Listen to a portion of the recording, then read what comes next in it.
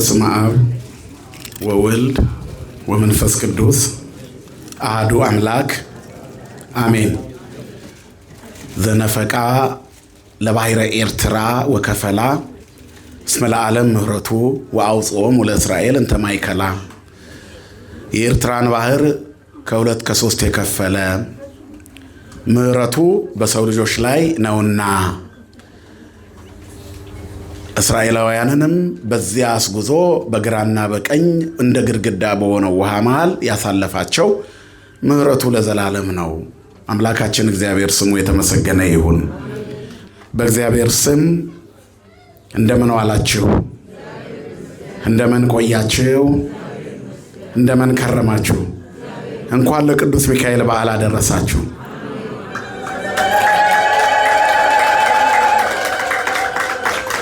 እስቲ በደንብ አጨብጭቡና እልል በሉ። እስኪ ልስማችሁ።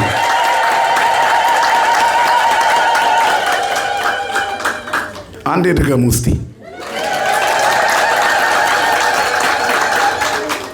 መድኃኔዓለም ከሁላችን ጋር ይሁን። እንግዲህ ከጥቂት ደቂቃ በኋላ አሁን ደግሞ ዋዜማ አለ አይደለ?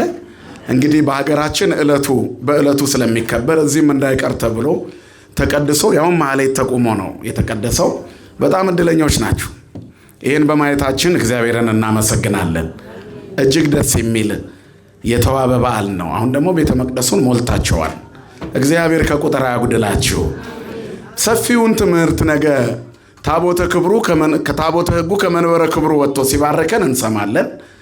አሁን እንደው እቺን ያነበብኳትን ጥቅስ ለማብራራት ያክል ነው። እስራኤላውያን በግብፅ የተንከራተቱበትና መከራ የተቀበሉበት የስቃይ ዘመናቸው ሲያበቃ እግዚአብሔር ሕዝቡን እንዴት እንዳወጣ ነው መዝሙር 135 ሙሉ የሚናገረው። ግነዩ ለእግዚአብሔር እስመ ኄር እስመ ለዓለም ምሕረቱ እያለ ነው የሚጀምረው።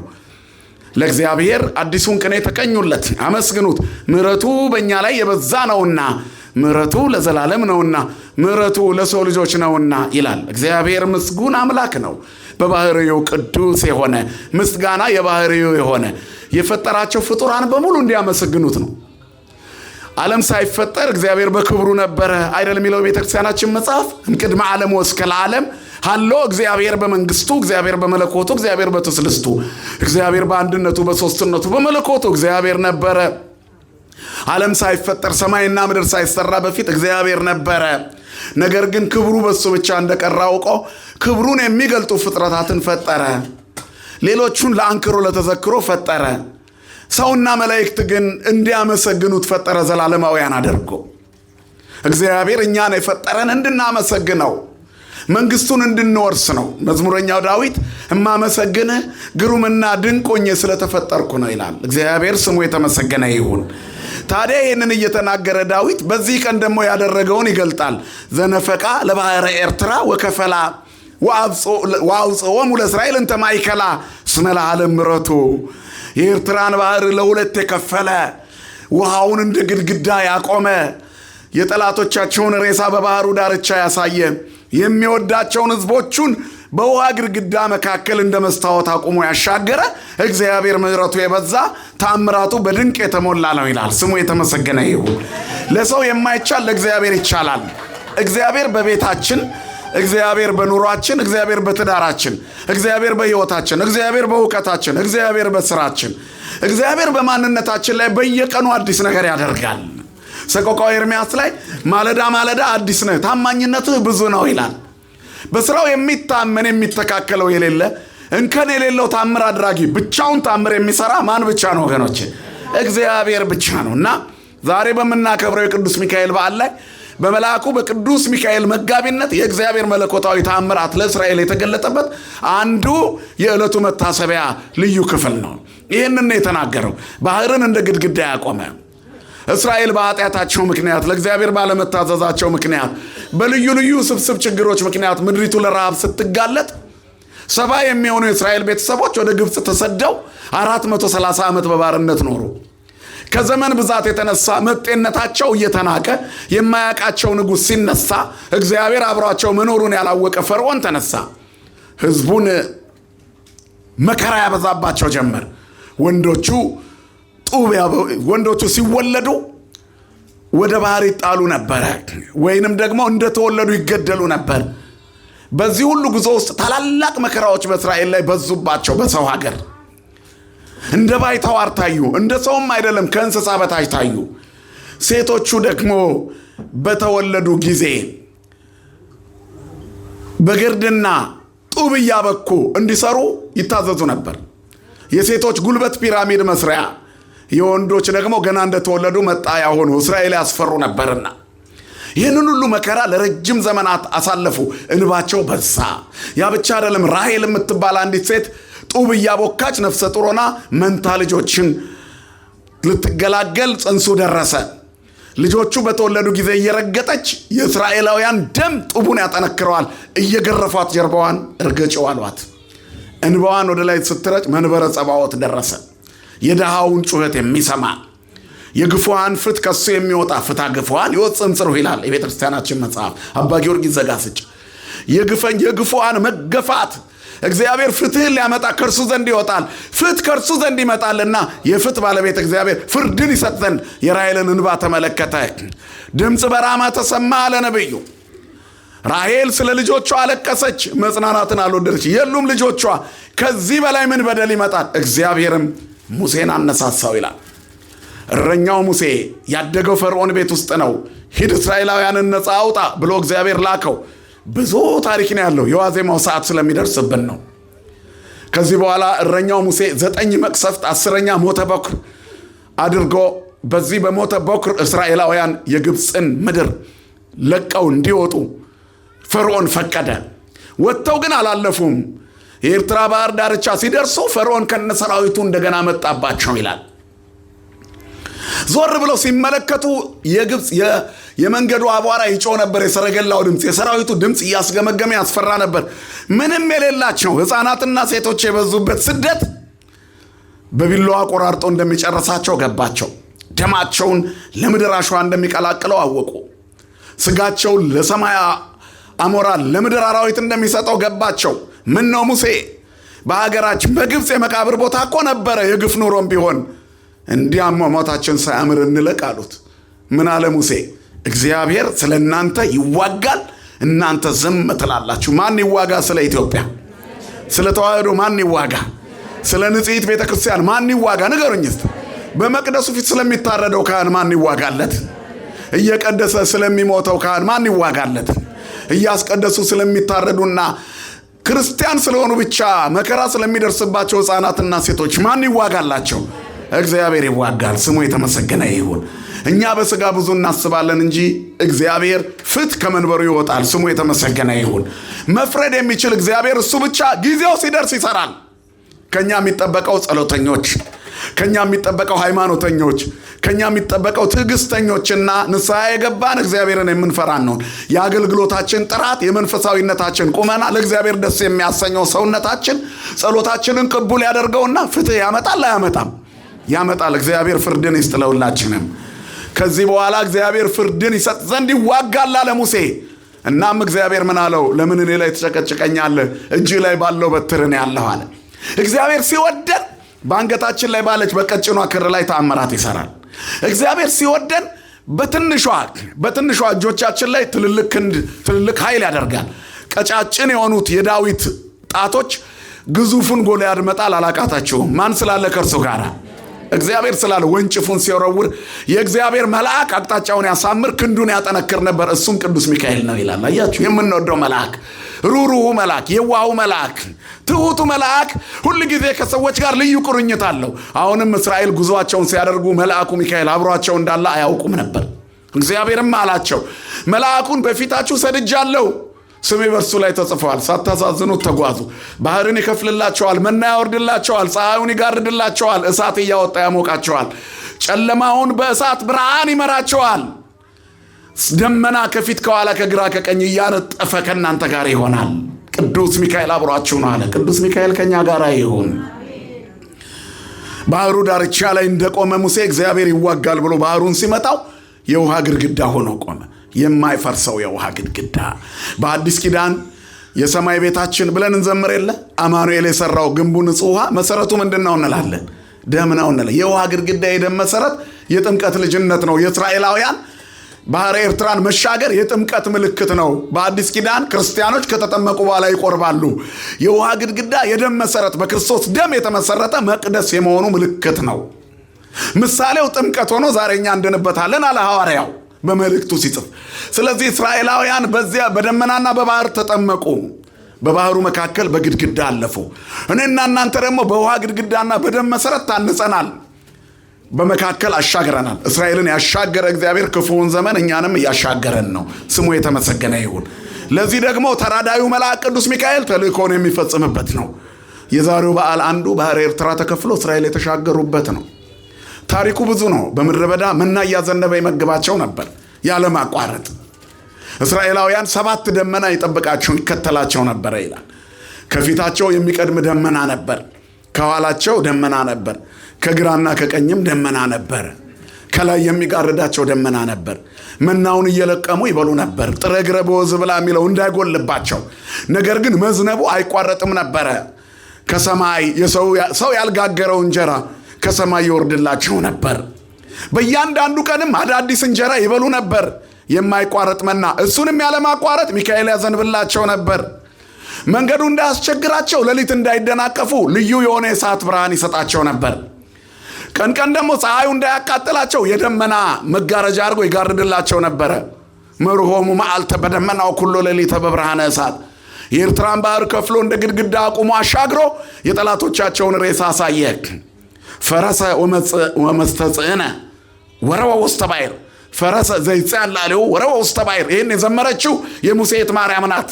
ደስ ስላላት በአፍንጫ ውስጥ ትንፋሶች ተከመሩ፣ ፈሳሾቹ እንደ ክምር ቆሙ፣ ሞገዱ በባህር ውስጥ ረጋ። እግዚአብሔር ተዋጊ ነው፣ ስሙም እግዚአብሔር ነው። ስሙ ማን ነው ወገኖቼ? እግዚአብሔር ነው። ትዳራችንን የሚጠብቅ ጸላዔ ሰናያትን የሚዋጋልን መልአኩን ልኮ የሚታደገን ከኛ ቤት የማይጠፋ የመቅደሳችን ጉልላት ሆኖ በመላእክቱ በሚካኤል ክንፍ እንድንጠበቅ የሚያደርገን ማን ነው ወገኖቼ? እግዚአብሔር ነው። ስሙ የተመሰገነ ይሁን። የኤርትራን ባህር ከፍሎ እንዲያሻግር ቅዱስ ሚካኤልን ላከው። እግዚአብሔር የታምራት ሁሉ ባለቤት እርሱ ነው። መላእክቱ ደግሞ ተልእኮ ይፈጽማሉ። ቅዱስ ሚካኤል ባለሟል ሆኖ ይህን አገልግሎት ፈጽሟል። በዚህ ምክንያት የመልአኩን ተራዳይነት እያመንን እግዚአብሔርን ዛሬ አምልከነዋል። ከሰማያት ለእኛ ብሎ የወረደውን ቅዱስ ሥጋና ክቡር ደሙን በልተነዋል። የበላ ነው ዘላለማዊ ያድርግልን። በዓሉን በዓለ ፍስሐ ያድርግልን። ይቆየን። ስብሐት ለእግዚአብሔር። ቃዲስን ታላቁን በረሃ አለፍነው ሳንጠማ ውሃ። ፈርዖንን ከባህር የጣለው ጌታዬ የጸና ስም ነው። አምላኬ የጸና ስም ነው። ድል አለ በስሜ ድል አለ በቃሌ ድል አለ በስሜ ድል አለ በቃሌ። ተራራው ይናዳል አማኑኤል ስል ባህር ይከፈላል መድኃኔዓለም ስል እጃችሁን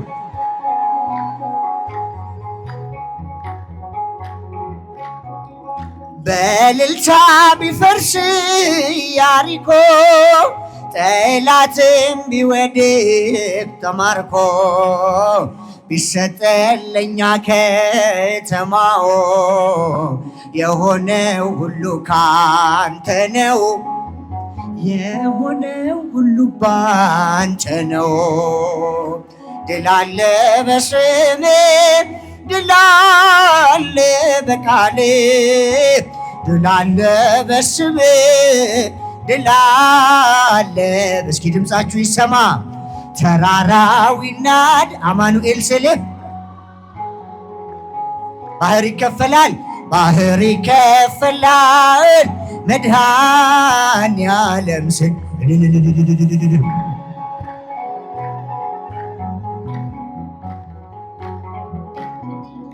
ከክፋት ሁሉ ብናመልጥ የማራው አቤት ጣፍጥ ብንበላ መናን ከሰማይ ስለሆንክ ነው አዶናይ ስለሆንክ ነው ሁሉን ቻይ ድል አለ በስም ድል አለ በቃል ድል አለ በስም ድል አለ በቃል ተራራው ይናዳል አማኑኤል ስል ባህር ይከፈላል መድኃኔዓለም ስል እልልታ እልልታ